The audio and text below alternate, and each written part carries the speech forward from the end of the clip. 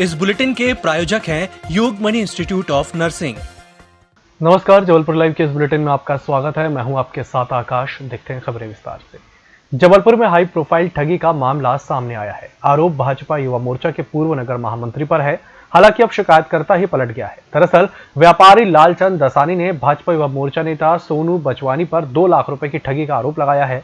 दसानी के मुताबिक उनके 2 बेटों पर NSA लगा हुआ है। बचवानी इन्होंने अपने संबंध में गृह मंत्री से होने का हवाला दिया और दोनों को बरी करवाने के बदले में फर्जीवाड़े को अंजाम दिया। हालांकि मामले के तूल पकड़ते ही भाजपा में हड़कंप मच गया। आनन फानन में सोनू बाजवानी नाम के एक दूसरे व्यक्ति को ढूंढा गया, जिसने पत्र लिखकर सारा दोषारोपण अपने सिर ले लिया। मामले में जुड़ा एक ऑडियो भी वायरल हुआ है, जिसमें सोनू बचवानी व्यापारी को मनाते हुए सुने जा रहे हैं। बीजेपी नगर अध्यक्ष के नाम लिखी है। इसमें लिखा है कि उनकी भर्तीपुर रोड पर दुकान है। दिसंबर में उनके बेटे अजीत की चने की कंपनी पर खाद्य विभाग ने कार्रवाई की थी। बाद में बेटे अजीत और अशोक के खिलाफ NSA की कार्रवाई कर दी गई। मेरा परिवार परेशान था। मेरे समाज के युवा नेता सिविल लाइंस निवासी सोनू बचवानी पिता किशोर बचवानी मुझसे मिले। उन्होंने गृह मंत्री नरोत्तम मिश्रा से घरेलू संबंधों का हवाला दिया। बोले कि तुम्हारे बेटों को NSA से बचा लूंगा। दोनों बेटे 10 जनवरी तक जेल से बाहर होंगे। बचवानी परिवार के ही कज़न है, जिनकी दुकान वो दासानी अंकल के बाजू में है। वो भी अपना नाम सोनू बचवानी राजेश लिखते हैं। उन्होंने जो है उनसे उनकी मदद की दृष्टि से जो भी उनसे उनका लेन देन था, वो सोनू बचवानी दूसरे हैं। उन्होंने प्रत्यक्ष को प्रमाणित किया है। उसका प्रमाण ये आपके सामने है। इसके अलावा एक वीडियो उन्होंने जारी किया था। उन्होंने पत्रकारों को भी स्टेटमेंट दिया कि मेरा इस सोनू बचवानी से कोई लेना देना नहीं। वो सोनू बचवानी ये सोनू बचवानी दूसरे हैं। अंकल ने ये प्रमाणित किया साहब जो है उस सबको बुला के। और इसके अलावा जिस प्रकार का बिना मेरे जो है संज्ञान में लिए गए जिस प्रकार का कृत्य लोगों ने किया है, मैं इसकी भी कार्रवाई करूंगा। ये आपका प्रमाण मैं सामने प्रस्तुत कर रहा हूं कि जानबूझ के जिन लोगों ने मेरा नाम लेने का प्रयास किया, कुछ हमारे लोगों के खिलाफ भी मेरे को प्रमाणित आया है कि जिन लोगों ने मेरे को इसमें फंसाने का प्रयास किया, उसके खिलाफ भी मैं उचित फोरम पे आज वो बातचीत करने वाला हूँ। जो बातें मीडिया को जानना चाहिए प्रजातंत्र में, वो बताने का भी काम हम करते हैं। श्री सोनू बचवानी जी के खिलाफ जो समाचार पत्रों में प्रकाशन हुआ और जो उन पर लांछन लगाकर एक शिकायतकर्ता ने शिकायत की, उसका स्पष्टीकरण लेना ये एक प्रक्रिया है और जिला अध्यक्ष होने के नाते वो प्रक्रिया का मुझे पालन करना पड़ेगा। मैं नहीं करूंगा तो मेरे कार्य क्षमता पर भी प्रश्न चिन्ह लगेगा। इसलिए मैंने उनसे स्पष्टीकरण लिया है और वो स्पष्टीकरण मुझे मिल भी गया है। नौकरी दो या डिग्री वापस लो, इस नारे के साथ जबलपुर में भारतीय राष्ट्रीय छात्र संगठन ने विशाल आक्रोश रैली निकाली। इस रैली में NSUI के सैकड़ों छात्र कार्यकर्ताओं सहित राष्ट्रीय अध्यक्ष नीरज कुंदन और प्रदेश अध्यक्ष विपिन वानखेड़े शामिल हुए। NSUI के राष्ट्रीय अध्यक्ष ने कहा कि जिस तरह से बेरोजगारी की दर लगातार बढ़ती जा रही है, जो आजाद भारत में आज सबसे ज्यादा है, बावजूद इसके केंद्र सरकार युवाओं को डिग्रियां तो दे रही है, पर उन्हें रोजगार देने में पूरी तरह से नाकाम साबित हुई है। यही वजह है कि अब मध्य प्रदेश में शिवराज सिंह सरकार को NSUI जगाने का काम करेगी।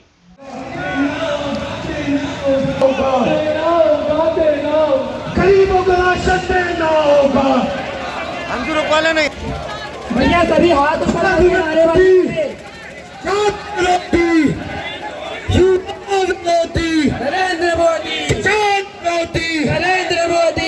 एक आंदोलन का नाम दिया गया है कि नौकरी दो या तो डिग्री वापस लो, जिसके तहत आज सुबह कटनी और अब जबलपुर जिले में यहाँ के बेरोजगार युवा एवं छात्रों ने अपनी अपनी डिग्रियों की प्रति लेकर आए थे और यहाँ पर हम लोगों ने सौंपा है और निवेदन किया मुख्यमंत्री जी के नाम ज्ञापन सौंप के कि मध्य प्रदेश में सरकारी विभागों में जितने भी पद रिक्त हैं, खाली है, उनकी जल्द से जल्द भर्तियां निकाली जाएं। देश की और विदेश की कंपनियों को निःशुल्क टैक्स के में आमंत्रित किया जाए कि वो यहाँ पर आकर अपने उद्योग धंधे लगाए जाएं और मध्य प्रदेश शासन उनसे शुल्क नहीं लेगा जो टैक्स लगता है।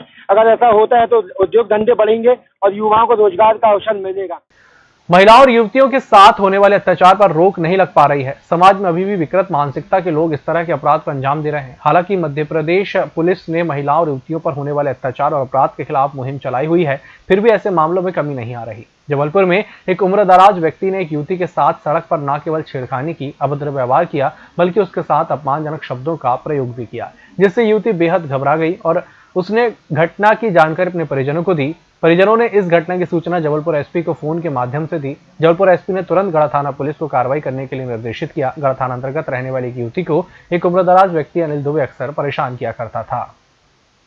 महिला की शिकायत, लिखित शिकायत एसपी ऑफिस से प्राप्त थी, जिसके आधार पे हम प्रार्थिया को बुलाकर और उसकी शिकायत सुनकर एक अन्नू दुबे शाही नाका निवासी उस पर 354, 341, 294 का मुकदमा दर्ज किया गया है। आरोपी की गिरफ्तारी कर ली गई। घटना यह 16/12 को है कि रास्ते में उसका रास्ता रोक के छेड़छाड़, हाथ पकड़कर गाली गलौज किया था, जिस पे मुकदमा कायम कर लिया गया है। शाहपुरा बस स्टैंड स्थित 2 दुकानों में अचानक आग लग गई। देर रात लगी आग से क्षेत्र में अफरा तफरी मच गई। जब तक लोग समझ पाते आग विकराल रूप धारण कर चुकी थी, जिससे दुकान में रखा लाखों रुपए का माल जलकर खाक हो गया। मौके पर पहुंची फायर ब्रिगेड ने आग पर काबू पाया। उस वक्त तक दुकान पूरी तरह जल चुकी थी। जिले में 24 घंटे के अंदर 2 युवकों की हत्या हुई। संजीवनी नगर के बाद देर रात तिलवारा क्षेत्र में क्रेशर बस्ती में 22 वर्षीय युवक की हत्या कर दी गई। घर से 50 मीटर की दूरी पर बदमाशों ने उसके सिर पर धारदार हथियार और पत्थर से पटक कर उसकी हत्या कर दी। पिता ने रोते हुए पुलिस को बताया। बेटे के साथ मारपीट की सूचना पर पहुंचे तो वहां खून से लथपथ पड़ा था। ऑटो से अस्पताल ले जा रहा था। रोते हुए बोला, मेरी गोद में मेरे लाल ने दम तोड़ दिया। तिलवारा पुलिस ने हत्या का मामला दर्ज कर प्रकरण जांच में ले लिया है। हमको 8 बजे काम पे गया था, काम से 8 बजे आया, टिफिन घर में रखा और पूरी पापा भी आ रहा हूँ गया तो हमको 10 बजे पता चलता है कि किसी ने मारा। कहाँ की घटना है? क्रेशर बस्ती बाजनावा। क्या करता था आपका बेटा? फर्नीचर का काम। कल रात सूचना मिली थी, मेडिकल अस्पताल में किसी को लाया गया है और उसको सिर पर पत्थर और धारदार हथियार के चोट के निशान है और उसकी डेथ हो गई है। तो तत्काल पहुँचा था अपने पति के साथ में। उसके बाद क्रेशर बस्ती का ये स्पॉट पाया गया है। वहाँ पर प्यारेलाल मरावी के घर के सामने वहाँ पर खून और एक पत्थर पड़ा मिला है। उसके बाद पुलिस ने उसकी चोटों के आधार पर 302 का मामला कायम किया, हत्या का मामला पंजीबद्ध किया है और मामला अभी विवेचना में है। आरोपियों की तत्परतापूर्वक पतासाजी की जा रही है। बुलेटिन वक्त चला छोटे से ब्रेक का, जल्द हाजिर होंगे।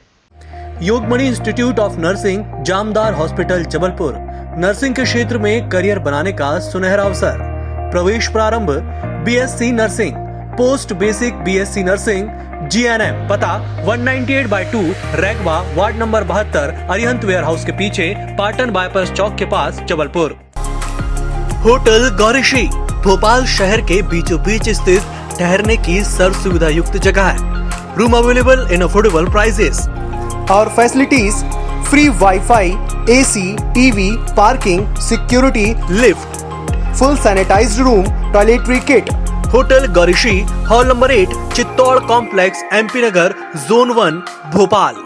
Phone number 7898128620। ब्रेक के बाद एक बार फिर से आपका स्वागत है। बढ़ते अगली खबर की ओर। डुमना एयरपोर्ट के भीतर चल रहे सरकारी वाहनों में पेट्रोल और कैरोसिन का मिलावटी ईंधन इस्तेमाल हो रहा है। वहीं यात्रियों के खाने पीने की सामग्री भी अमानक स्तर की एयरपोर्ट में बेची जा रही है। ये गंभीर आरोप एयरपोर्ट सलाहकार समिति के सदस्य शशिकांत सोनी ने लगाए हैं। उन्होंने जिला कलेक्टर के अलावा एयरपोर्ट ADP को भी संबंध में शिकायत दी है। इसमें कहा गया है कि एयरपोर्ट के कुछ अधिकारियों ने भी माना कि इस तरह की गड़बड़ी हो रही है। निर्माणाधीन एयरपोर्ट पर भी अमानक स्तर की सामग्री का उपयोग किया जा रहा है, जिसमें भारी भ्रष्टाचार किया जा रहा है। उनके अनुसार मिलावटी ईंधन से वाहन चलने की वजह से पर्यावरण को भी नुकसान पहुंच रहा है। इस वजह से कभी भी कोई हादसा हो सकता है। परंपरागत पाठ्यक्रमों के अलावा रानी दुर्गावती विश्वविद्यालय अब मेडिकल और कृषि की भी पढ़ाई शुरू करवाने की तैयारी कर रहा है। प्रस्ताव बनाकर शासन को भेजा जाएगा। यदि मंजूरी मिली तो आगामी सत्रों में इसकी शुरुआत हो सकती है। ये कवायद विश्वविद्यालय प्रशासन छात्रों को आत्मनिर्भर बनाने के उद्देश्य से करने जा रहा है। चिकित्सा और कृषि की पढ़ाई को लेकर विश्वविद्यालय को उच्च शिक्षा विभाग ने सैद्धांतिक सहमति प्रदान कर दी है। उच्च शिक्षा विभाग ने कहा है कि विश्वविद्यालय इस संबंध में अपना पूरा प्रस्ताव तैयार कर भेजे ताकि उस पर विचार किया जा सके। उच्च शिक्षा मंत्री के साथ भोपाल में हुई कुलपति और कुल सचिव की बैठक के बाद प्रशासन ने स्थानीय स्तर पर तैयारी तेज कर दी है। मौनी अमावस्या के दिन नर्मदा आदि पुण्य सलीलाओं में देवताओं का निवास होता है। इसी मान्यता को ध्यान में रखते हुए आज सुबह से जबलपुर के नर्मदा तट पर श्रद्धालुओं का तांता लग गया। स्नान, पुण्य और दान के जरिए पुण्य कमाने की होड़ मच गई। पंडित वीरेंद्र दुबे ने बताया कि मौनी अमावस्या के दिन सुबह से मौन व्रत धारण करके धार्मिक अनुष्ठान में जुटने वालों का अपार पुण्य मिलता है। मौन रहकर नदी में स्नान करते हुए श्री हरि विष्णु और महाशिव का स्मरण करने मात्र से कलिमल का दहन हो जाता है। मध्य प्रदेश हाईकोर्ट ने अपने एक महत्वपूर्ण आदेश में साफ किया है कि राज्य के विभिन्न जिलों में स्थानीय जिला प्रशासन की ओर से एंटी माफिया कार्रवाई को लेकर कॉमन ऑर्डर जारी नहीं किया जा सकता। लिहाजा जनहित याचिका का इस निर्देश के साथ पटाक्षेप किया जाता है कि पीड़ित व्यक्ति अपनी शिकायतों के साथ अदालत की शरण लेने स्वतंत्र है। मुख्य न्यायाधीश मोहम्मद रफीक और जस्टिस विजय कुमार शुक्ला की युगल पीठ के समक्ष मामले की सुनवाई हुई। इस दौरान जनहित याचिकाकर्ता छिंदवाड़ा निवासी विधि छात्र अभिषेक मिश्रा की ओर से पक्ष रखा गया। दलील दी गई कि संविधान के अनुच्छेद 300 में साफ किया गया है कि राज्य कानूनी प्रक्रिया अपनाए बिना कोई कार्रवाई नहीं कर सकता। इसके बावजूद एंटी माफिया कार्रवाई के नाम पर संपत्तियां उजाड़ी जा रही हैं। इसके पूर्व ना तो नोटिस जारी किए जाते हैं और ना ही सुनवाई का अवसर दिया जाता है। भारतीय जनता पार्टी जबलपुर द्वारा आज पंडित दीनदयाल उपाध्याय की पुण्यतिथि के अवसर पर रेलवे स्टेशन जबलपुर में भाजपा नेता कमलेश अग्रवाल द्वारा कुलियों को पुरस्कार प्रदान किए गए और अपने सिर पर रेल यात्रियों को बोझ उठाने वाले कुली भाइयों का पुष्पार और श्रीफल से सम्मान किया गया। इसके अलावा भाजपा ने आज शहर में बूथ स्तर पर पंडित दीनदयाल उपाध्याय की पुण्यतिथि मना एकात्म मानव दर्शन का संकल्प लिया।